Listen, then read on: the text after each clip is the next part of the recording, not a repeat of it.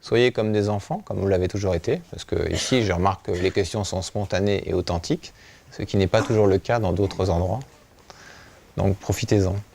Je constate qu'il y a beaucoup plus de femmes que d'hommes qui s'intéressent aux questions spirituelles. Dans ce cas précis, n'est-il pas plus difficile pour une femme de rencontrer l'être qui lui correspond? Aucun problème. On parle donc là de probabilité mathématique, échafaudée par un mental, qui veut se rassurer. Il se dit, tiens, je suis dans une assemblée ce soir, à vocation spirituelle, et la vie spirituelle est très importante. Déjà, on va dire au mental, écoute mon cher ami, mon cher mental, d'abord, première chose, tout est spirituel. Nous ne sommes pas dans une réunion spirituelle ce soir, nous sommes dans une réunion tout court. Parce que tout est spirituel. Dis-moi, toi, mon mental, qu'est-ce qui n'est pas spirituel dans la vie? Tout. Et le fait qu'il y ait plus de femmes ce soir est tout à fait normal. Pourquoi? Parce que le principe féminin est le principe initiatique. C'est le principe créateur, originel. C'est le principe de création, donc d'intuition. Il est donc normal que les polarités féminines incarnées soient majoritaires. Pourquoi? Parce qu'elles sont naturellement connectées à la connaissance. Naturellement. Dans certaines traditions, c'est évoqué de manière ouverte. Les hommes ont pris un retard, les polarités masculines incarnées en hommes, parce qu'ils n'ont pas voulu reconnaître ces derniers temps, c'est-à-dire ces dernières centaines d'années, la polarité féminine qui était en eux. Et le seul moyen qu'ils aient d'accéder à cette réunion ce soir aurait été qu'ils aient commencé à développer cette polarité féminine. Mais ce qui ne veut pas dire, dans cette logique, que parce qu'il y a plus de femmes ce soir, vous ne rencontrerez pas l'homme spirituel qui vous correspond. Vous voyez ce que je veux dire? C'est quand même plus difficile. Bien sûr que non, c'est pas plus difficile. Réfléchissez à la question. C'est une question d'émission. Qu'est-ce que je vous ai dit tout à l'heure? Le feu que vous émettez correspond à un autre être. Votre problématique, c'est pas de vous dire comment vous allez attirer l'être, ou combien il y en a,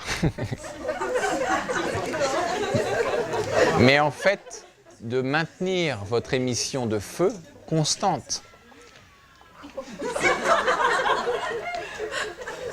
C'est votre rayon d'action qui compte. Vous voyez ce que je veux dire? Vous devez vous concentrer là-dessus. Si vous devez attirer un être qui s'appelle, je ne sais pas, Hugo, par exemple, et que vous êtes avec un petit haut-parleur dans une foule et vous dites « Hugo, Hugo, Hugo », vous ne risquez pas d'y arriver. Mais si en revanche vous vous retirez et vous réfléchissez et vous dites « Je sais que cet être est quelque part dans cette foule et il suffit que je prononce son nom et je vais l'attirer à moi ». Et là, pendant des jours, vous construisez quelque chose, vous construisez une tour, puis vous construisez un ampli, puis quelque chose d'énorme. Et là, vous dites d'un coup « Hugo !» Et là, il y en a un qui se retourne. Je suis là. Là, vous voyez la puissance? Et qu'il y en ait 100 000, et qu'il y en ait un seul dans les 100 000, celui-là, il va venir tout de suite vers vous. Pourquoi? Parce que votre foi aura renforcé votre volonté. Votre volonté sera rentrée dans la matière, et votre feu se sera intensifié, et ce sera maintenu constant au fil des jours. Et cette émission constante l'aura attiré à vous. Ça veut dire que même s'il n'y en a qu'un seul sur cette planète, et même s'il est à l'autre bout du monde, il va venir chez vous. Si vous êtes dans la force. Je vous jurerai, et je vous le jure, que cela fonctionne. Je l'ai testé plus d'une fois, et ça fonctionne très bien. Le féminin est magnétique. Le masculin, lui, va chercher à attirer, en projetant, en allant. Voilà. C'est deux attitudes totalement différentes en amour. L'homme va vers la femme, mais la femme attire l'homme, en fait. Donc vous devez provoquer l'enclenchement de la catalyse. C'est tout. C'est énergétique. C'est une loi physique. C'est mathématique. Vous ne risquez rien. Vous êtes sûr de gagner. Mais encore, faut-il que vous arriviez à convaincre tous vos corps. Votre mental se dit, ouais, c'est pas possible, parce que s'il y a 3 femmes pour un homme et tout. Et ça, c'est faux. Il y a à peu près autant de femmes que d'hommes sur cette planète. Voilà. Et là, vous inquiétez pas. Je veux dire, ça, ce sont des questions du mental. Lâchez complètement le truc. Lâchez-le complètement. Mettez-vous en disponibilité et imaginez que cet être commence déjà à rentrer dans votre vie. Ça aussi, c'est pour renforcer la conviction et la volonté. Je donne souvent comme parabole l'image que vous êtes tranquillement sur votre rocher, que vous êtes une merveilleuse sirène et que vous chantez. Et quelque part, un marin sur son pont entend votre chant et il va se mettre à marcher sur l'eau. Ah oui, il va se mettre à marcher sur l'eau parce que c'est un être tellement fantastique, cet être que vous aimez, qu'il va marcher sur l'eau d'amour pour vous. Mais vous ne voyez pas encore son visage. Pourquoi? Parce que vous ne projetez surtout pas sur ce qui va être. Et en faisant ce rêve tous les jours, volontairement, cette vision, en la cultivant, eh bien, vous êtes en train de créer une forme pensée qui va créer une réalité dans votre existence. Et cette réalité va venir à vous encore plus puissamment. Certaines personnes cherchent à réunir les deux polarités en elles-mêmes, féminine et masculine. Est-ce que cela ne pourrait pas être suffisant? Le rayonnement de ce couple intérieur n'annulerait-il pas toute quête pour certaines personnes? Vous n'avez jamais rendu compte qu'en amour, justement, vous vous suffisiez à vous-même? Que dans les rares instants d'amour profond que vous avez vécu, vous n'aviez plus besoin de voir personne? Que vous n'aviez plus besoin de quoi que ce soit? Que vous vous contentiez de peu? Parce que vous aviez atteint une telle quintessence, une telle puissance dans l'instant, que finalement tout coulait de source. Ça, c'était une phase transitoire de ce bonheur.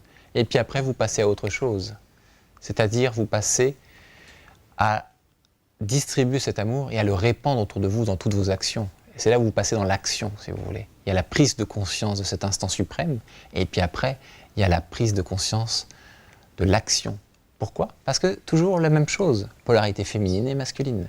D'abord, prise de conscience de cette merveilleuse chose que vous êtes en train de vivre, et après, mise en place de cette chose dans l'activité quotidienne.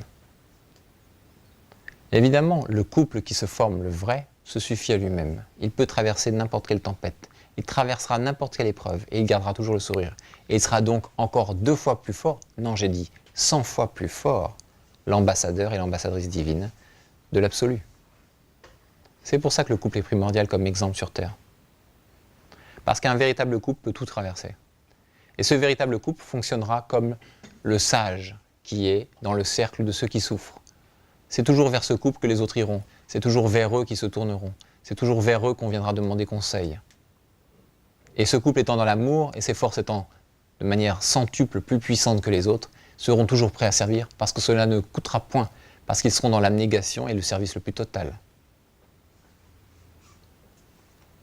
Croyez-vous que les maîtres étaient seuls? Jésus n'était pas seul, contrairement à ce qu'on raconte. Les maîtres de Jésus et les maîtres qui l'ont enseigné se sont servis de l'amour qu'il avait pour sa flamme jumelle pour le faire évoluer. Ils se sont servis de sa flamme jumelle pour le faire évoluer plus rapidement, pour qu'il atteigne sa maturité à 31 ans. Sans cette flamme jumelle, je crains fort que Jésus serait tombé éperdument amoureux de sa flamme jumelle et serait parti à l'autre bout du monde se carapater. Et ses maîtres le savaient pertinemment. Et ils savaient doser patiemment ce qu'il fallait, justement, pour le maintenir dans un état constant de tension. C'est cette tension que vous vivez en vous.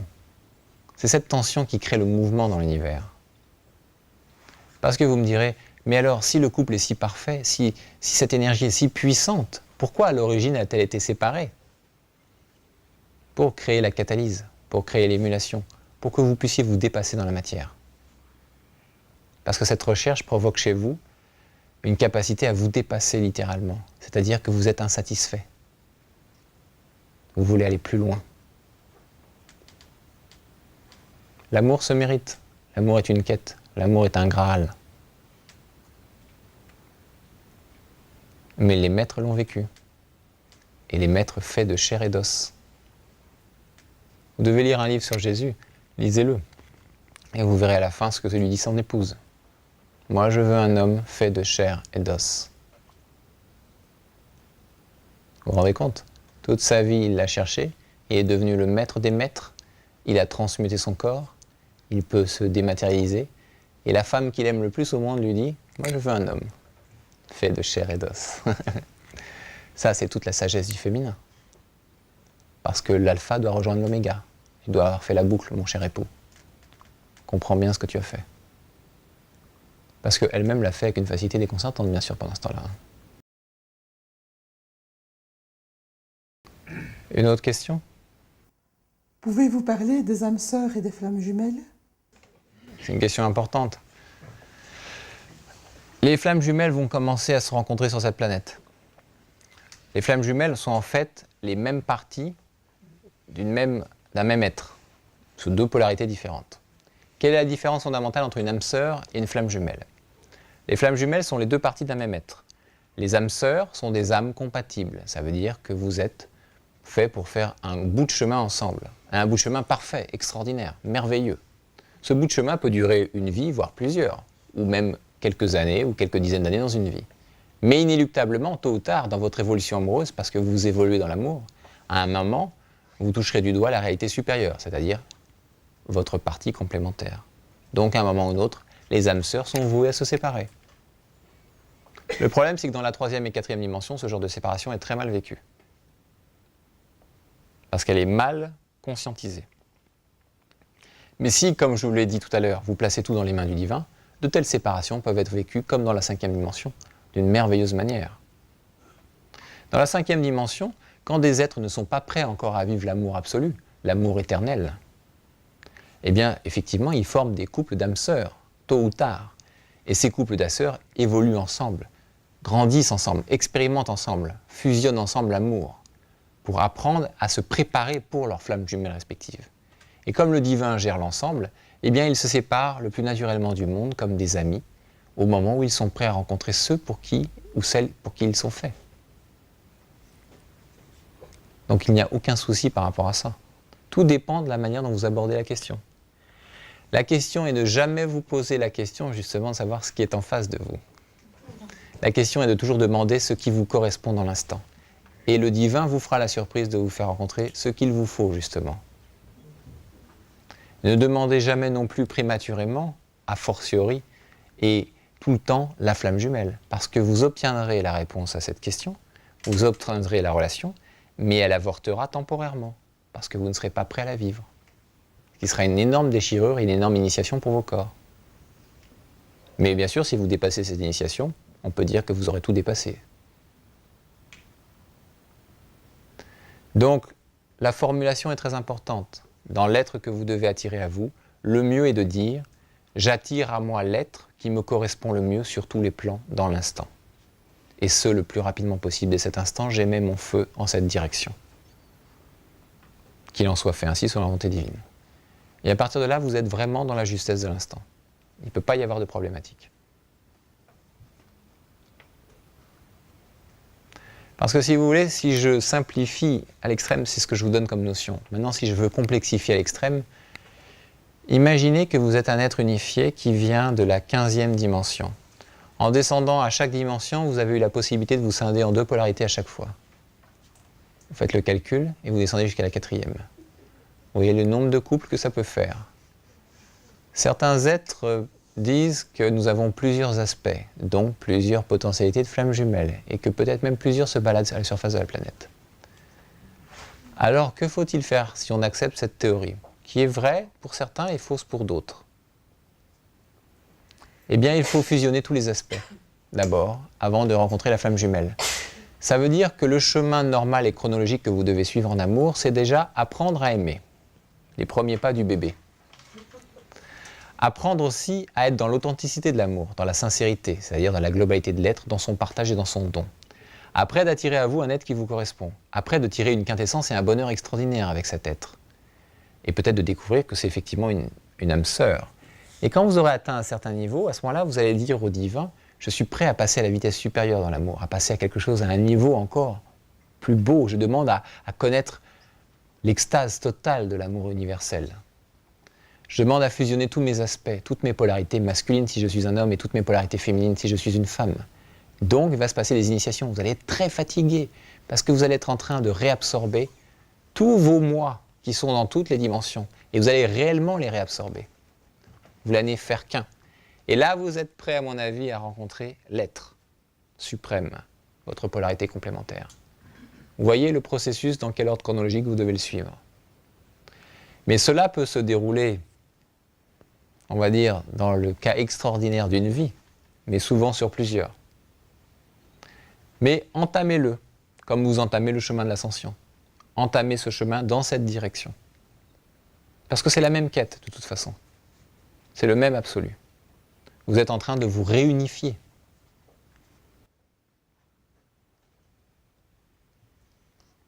Une autre question ? Peut-on considérer que les hommes présents ici, ou qui s'intéressent à ce type de propos, ont développé leur côté féminin ? Obligatoirement.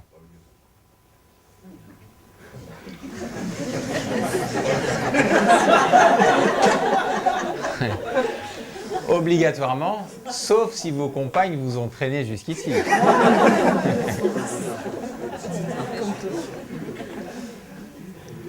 En fait, pour être un être complet, qu'on soit homme ou femme, il faut absolument développer la partie complémentaire qui est en nous. Cette partie complémentaire va nous permettre de comprendre l'autre, l'autre polarité, et de l'aborder tranquillement, et de l'attirer à nous tranquillement. Il faut atteindre sa complétude, et sa complétude ne passe que par l'expérimentation de l'autre polarité en nous-mêmes. D'ailleurs, en l'expérimentant dans les gestes de la vie courante. Dans toute action, dans toute chose que vous ferez dans la vie, dans quelque entreprise que vous entreprendrez, cela passera toujours par le même processus. Réflexion, action. Féminin, masculin. Si vous inversez le processus, c'est voué à l'échec. La société actuelle, telle qu'elle est construite, fonctionne à l'inverse. On a toujours dit, c'est pas pour... parce que je parle beaucoup des femmes et de la polarité féminine, mais je parle de la polarité féminine. On a toujours dit que derrière un grand homme, il y a toujours une femme. Qu'est-ce que cette phrase veut dire ? Cela veut dire qu'à l'origine, il faut toujours faire appel à son côté féminin avant d'agir, si on veut être éclairé. Qu'on soit un homme ou une femme, ou qu'on soit un couple, c'est la même chose. Puisque le divin a séparé les principes de cette manière. C'est comme ça, depuis l'origine des temps. Notre côté créatif, notre côté intuitif, qu'on soit homme ou femme, il est dans notre polarité féminine. Donc si on est suffisamment à l'écoute et qu'on maîtrise cette partie de nous-mêmes, à ce moment-là, étant des hommes incarnés, on n'aura aucune problématique à l'appliquer, à la concrétiser, à la mettre dans la matière. Finalement, si un homme accepte sa polarité féminine, il peut aller très très vite après. Il peut avancer très très vite.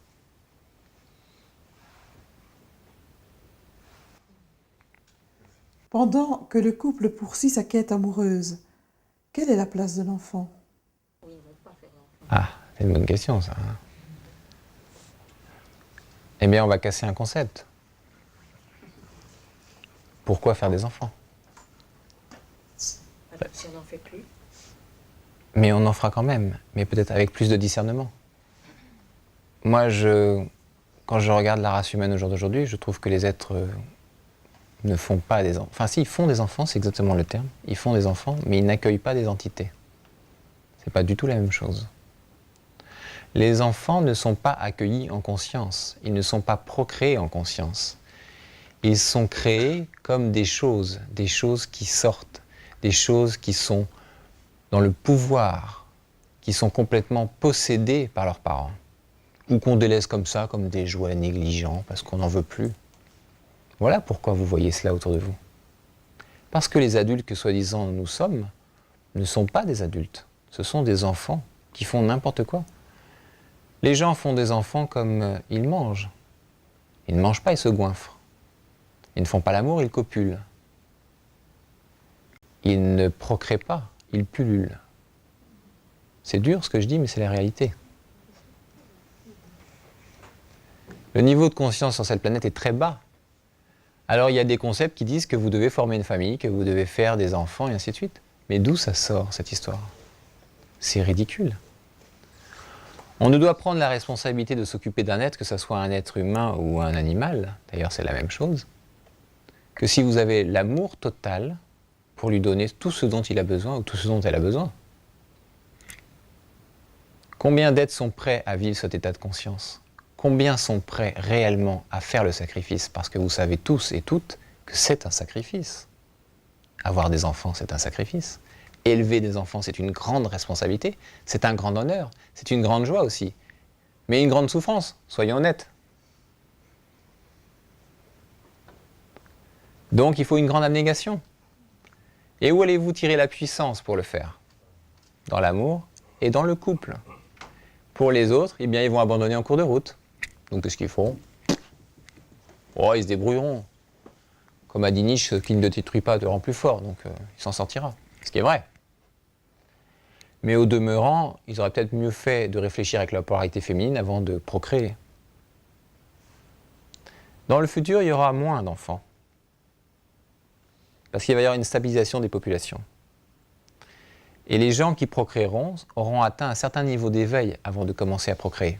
On leur apprendra en clair à être des parents. Donc c'est ce que je vous dis. Il y aura un permis de procréation. Pas dans le sens étatique ou kafkaïen du terme, mais dans le sens où on vous fera atteindre dans votre couple un niveau de conscience nécessaire pour accueillir de manière digne et respectueuse et dans le divin et de manière sacrée un être qui s'incarne. Un être qui sera aimé, choyé, mais non possédé. Un être qui sera accueilli véritablement. Un être qui sera libre. Regardez comment les gens parlent de leurs enfants.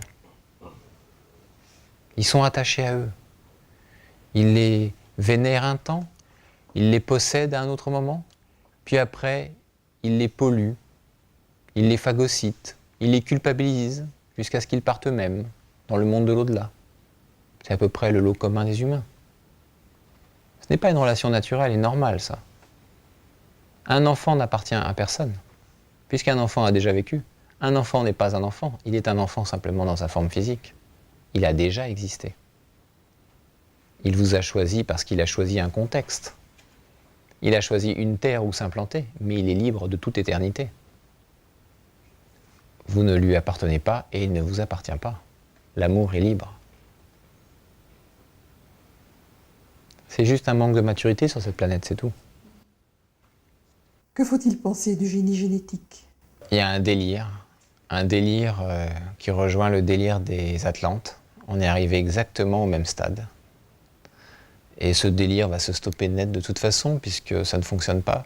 Maintenant, je vous dis, je connais des familles qui ont été procréées par insémination artificielle, et je peux vous dire que les problèmes que rencontrent ces familles, c'est assez extraordinaire quand on les étudie d'un point de vue karmique. Mais ça, vous voyez, vous êtes sur une planète de libre arbitre. Donc l'homme a pu expérimenter à peu près toutes les pitreries qu'il a pu expérimenter. Et je garde le terme de pitrerie pour être gentil. Alors il ne faut pas diaboliser ces actes. Ce sont des enfantillages gravissimes, à échelle humaine, qui ont été engendrés par des délires du mental, de l'humain qui se prend pour Dieu. C'est tout. On va ramener les choses à leur contexte. On va revenir à une sexualité naturelle, on va revenir à une procréation naturelle, on va revenir à une éducation naturelle. Il y a des livres qui parlent de ça dans la 5e dimension. Les enfants seront procréés en conscience, les couples seront formés en conscience. On fera comme dans la Grèce antique, on fera déjà rencontrer les êtres parce qu'ils sont faits l'un pour l'autre. On les mettra en contact et on laissera les choses se faire. On les laissera découvrir les joies de l'amour à l'adolescence, on ne leur prendra pas la tête en leur disant tu risques d'attraper une maladie, machin, et ceci, pourquoi tu vas voir un tel, ainsi de suite. Donc on écartera les enfants de leurs parents à un certain moment et on les mettra avec leurs professeurs qui seront des professeurs multiculturels qui les emmèneront dans la nature et puis qui laisseront les choses se faire, comme on dit. Voilà, les couples se former, patati patata. De telle sorte que les êtres pourront vivre l'amour beaucoup plus facilement et qu'il y aura une responsabilisation beaucoup plus précise des choses. C'est des aberrations, parce que c'est des délires humains en fait. Je vous ai dit, on est dans une société qui a été basée sur un concept reptilien négatif. Donc tout est une consommation, si vous voulez. Vous voyez ce que je veux dire? Et l'enfant est devenu un produit de consommation. L'enfant est un produit de consommation. Depuis l'enfance, on vous programme. Vous allez à l'école et on vous dit de faire ceci et de faire cela. Pourquoi? En tant qu'enfant, c'est ce que je disais, moi. Parce qu'on veut vous asservir. On est en train de vous programmer. Et puis après, on vous programme. Eh bien, on va vous programmer pour vous marier. On va vous programmer pour avoir des enfants. Pourquoi? Parce qu'il faut créer des citoyens qui rapporteront à la société. Et qui consommeront, bien sûr. Eh oui, non, mais c'est vrai. Ça, c'est la vérité de ce qui est sous-tendu derrière. Et puis en plus, ça vous bloque à l'endroit. Réfléchissez bien à la question. Je réfléchissais aujourd'hui à ça.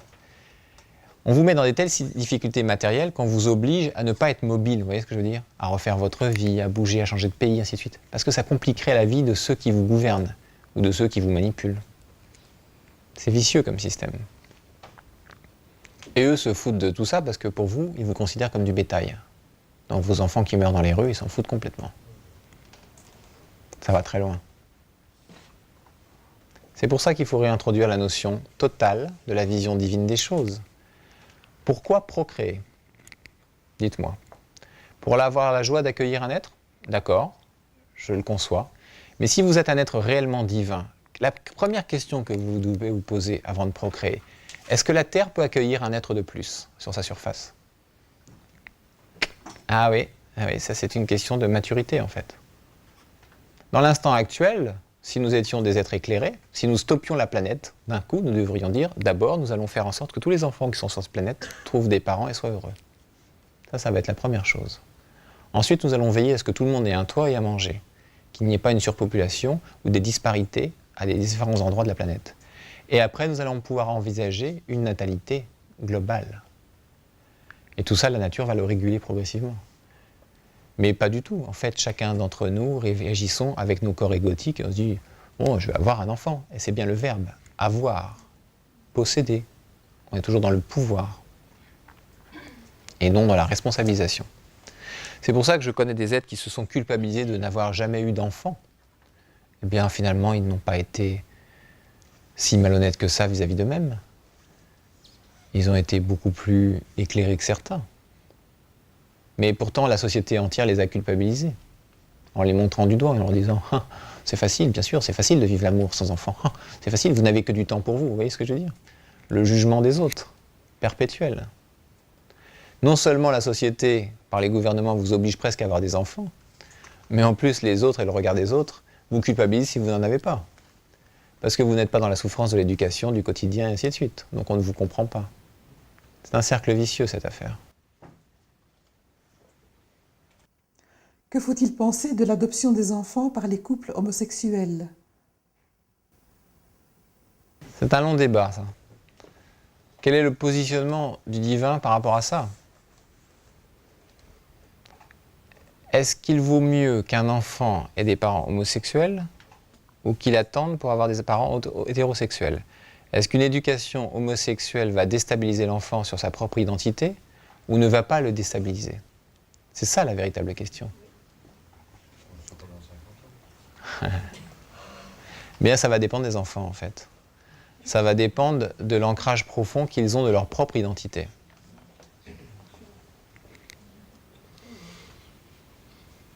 C'est une question relative.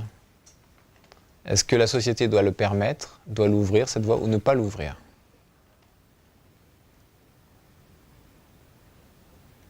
Ça, c'est à chacun de répondre selon son cœur. Vaut-il mieux un mal qu'un pire? Parce que, même avec le plus grand respect pour l'homosexualité, puisque c'est une expérience de libre arbitre et que nous sommes sur une planète de libre arbitre, néanmoins ce n'est pas naturel.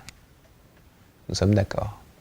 Parce que si l'homosexualité était naturelle, alors nous serions tous hermaphrodites à l'origine. Ça aurait été plus simple.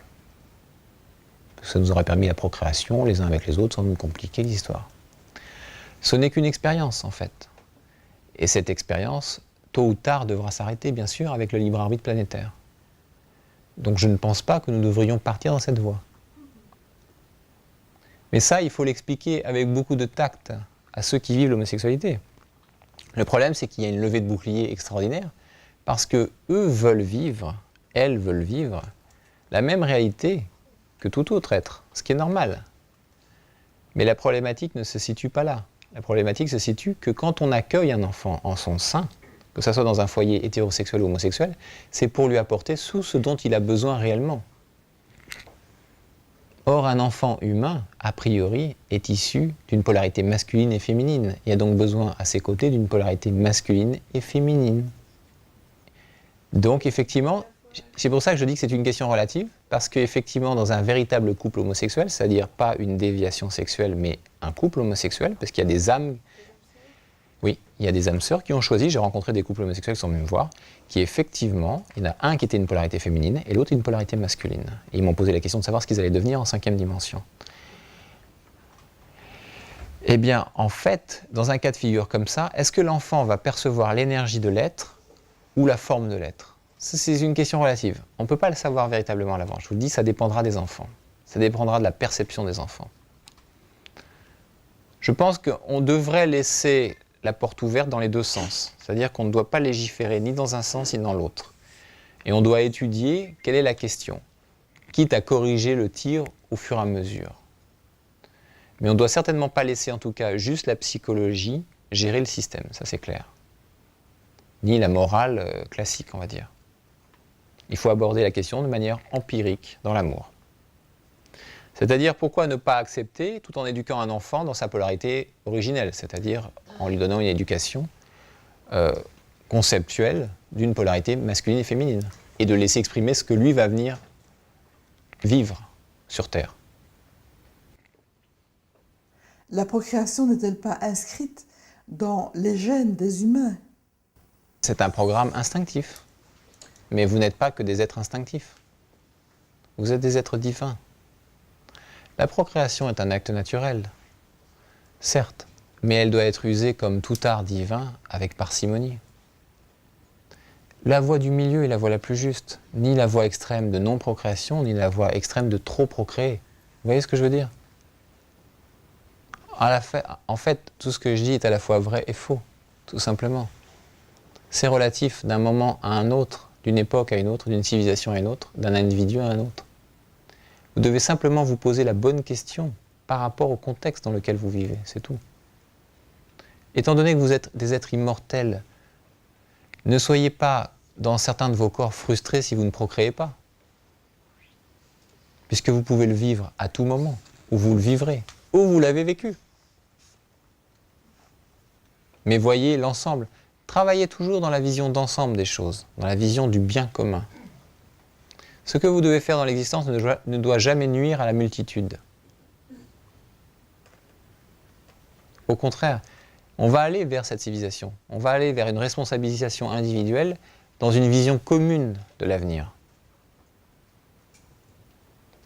Quand vous êtes dans la forêt, vous devriez ne pas jeter quelque chose dans la forêt par respect pour la forêt elle-même, mais par respect pour ceux aussi qui vont venir derrière. Vous voyez ce que je veux dire? C'est la même chose dans la procréation. C'est le même esprit qui sous-tend la chose. Qu'en est-il alors du besoin de se reproduire? Il y a beaucoup trop de disparités entre les humains. Et il y a des hommes qui sont plus proches d'une sorte de bestialité et d'autres qui sont plus proches d'une forme angélique. Et vous avez tout un intermédiaire de panel d'êtres humains entre les deux. Et à l'heure actuelle où les énergies sont si puissantes, il n'est pas possible de construire une fraternité avec ces deux fratries qui vivent en même temps, au même instant sur la planète. C'est incompatible, et vous en avez parfaitement conscience. Il ne faut pas se leurrer, il ne faut pas vivre dans des délires fantasmagoriques. Il va y donc avoir une séparation des deux familles, obligatoirement. Il va y avoir obligatoirement un niveau moyen de conscience nécessaire pour enfin bâtir une fraternité. Il n'est pas possible de bâtir une fraternité avec une disparité aussi grande. C'est impossible. C'eût été possible si l'humanité avait évolué, mais elle ne l'a pas fait. Et elle a eu tout le temps d'évoluer. Elle a usé de son libre arbitre pour ne pas évoluer. Et ça, ce n'est pas notre problème. Vous voyez ce que je veux dire? C'est la même histoire que tout à l'heure avec le couple. Cela, c'est le divin qui s'en occupe. Nous devons à notre échelle faire en sorte d'incarner le divin. Nous n'avons pas à juger comment le plan va s'organiser, pas s'organiser, comment il va se faire et comment ça va se régler. Non, ça, c'est pas notre histoire. Ça, c'est papa et maman qui s'en occupent. Pouvez-vous nous parler de la notion du sacré? La notion de sacré, c'est ce qui est juste, en fait. Ce qui est dans l'axe originel des choses. Dans l'axe profond et authentique. Et dans toute la quintessence qu'on va mettre dans cet instant. Vous pouvez vivre de manière sacrée, par exemple, le fait d'arranger cette salle pour préparer la conférence. Vous voyez? Mettre un point d'honneur à ce que les chaises soient alignées d'une certaine manière. Que tout soit s'agencer. Là, on est dans le domaine du sacré. Il y aura deux attitudes différentes. Balancer les chaises n'importe comment et les ordonner d'une certaine manière, avec beaucoup d'amour. Et faire en sorte que tout soit parfait. C'est la recherche de la perfection, en fait. Mais vous pouvez vivre un instant sacré, très ponctuel. Vous voyez ce que je veux dire? La notion du sacré ne se fonde pas obligatoirement dans la notion du temps, mais véritablement dans le présent. Elle s'inscrit dans le présent. C'est dans la profondeur et dans l'intention, dans le don. dans le partage, dans l'offrande que vous faites à l'autre, aux autres, à la multitude. Dans le cadre d'une plus grande liberté sexuelle, comment se prémunir contre les accidents? D'autre part, limiter le nombre des enfants, n'est-ce pas refuser à certains la possibilité de se réincarner? À chaque être et à chaque époque, une évolution particulière. Dans une situation normale d'un être qui se maîtrise, la fécondation n'est pas possible si elle ne doit pas être faite, tout simplement. Il n'y a pas fécondation, même s'il y a acte. Déjà pour cela. Ensuite, vous me parlez de file d'attente. C'est la grande maîtrise, ça. Non, c'est pas la maîtrise, c'est une évolution, tout simplement. Vous croyez que le divin est mal fait? Non, pas du tout. Le divin est très bien fait, vous savez, le corps humain est parfait. À l'origine, c'est l'homme qui l'a rendu imparfait, par son libre arbitre. Si l'homme retrouve sa nature originelle et s'éveille progressivement, des choses vont se remettre en place, des processus naturels, des processus qui ont disparu, des stérilités transitoires. Tout se mettra en place de manière parfaite. Quant aux files d'attente qui doivent s'incarner, il n'y en a pas. Doivent s'incarner ceux qui doivent s'incarner au moment opportun. De l'autre côté, ils seront éduqués aussi pour savoir parfaitement descendre en conscience au bon moment et pas se projeter comme des ânes battés dans la matière. En se disant, oui, c'est facile, je vais y arriver cette fois-ci, il n'y a aucun problème. Et puis se retrouver coincé après dans un karma pas possible. Parce que vous vous rendez compte qu'il y a même des désespérés qui arrivent à s'incarner dans des bébés éprouvettes. Il faut vraiment être désespéré quand même.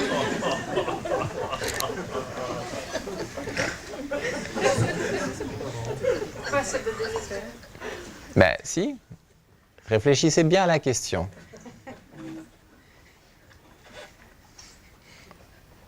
Réfléchissez bien à la question. C'est vrai. Parce que le côté sacré du divin, pour eux, ils devraient le voir de l'autre côté. Mais néanmoins, ils ont